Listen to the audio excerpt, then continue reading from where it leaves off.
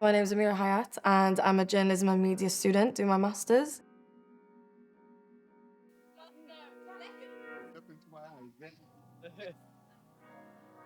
The News for All sessions were like a massive conversation over a few months to understand what could be done for the media to cater towards a much larger audience. I was a co-facilitator, so Rhiannon and I facilitated these sessions. With that role, we followed the design justice principles, which is basically marginalized communities leading a project that's about marginalized communities. And that was really important to be able to connect with the participants and not make it feel like it was an investigation into them. I avoid news in general. One, because I don't think it's particularly healthy. I'm not represented. I'm not part of the story. I am the story, but not in a positive way, in a negative way.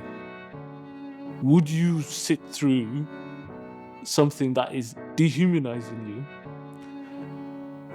not representing you correctly, misrepresenting you? You wouldn't. You would disengage from it, and it's simple.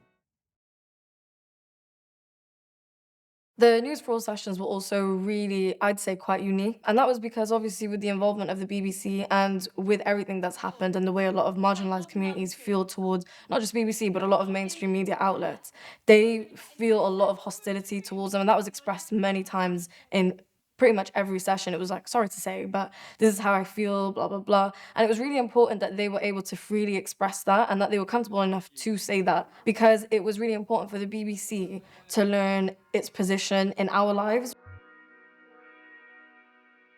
We came up with the idea of journalists in residence, so the journalists would kind of go to these communities and spend more time to get to know the community, really build relationships so that when they report the stories that they have to report, they're more truthful and they come from a space of honesty instead of just reporting from an outsider's point of view. Another solution that we thought about was kind of verifying with the people that we're talking about before necessarily reporting things that don't represent us well.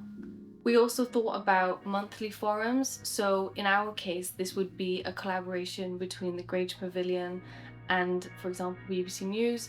We would come together and storytell, share our ideas a couple times a year, just so that there is that connect, so it doesn't feel like such a divide between the news outlets and the communities. You know, we can mix it together, make them connected.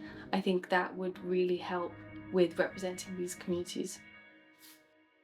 It was really, really important to have that space to learn that it's not just me who thought that, because I thought that for a long time, but that lots of people in the community are looking for a way to change what's happening. And there's a lot of hope even in this project. Lots of people were like, well, we want to know what happens next. We don't want this project to just end and we don't hear from you guys. We want next steps. So I think it's really important to see that like determination and motivation in the community is great.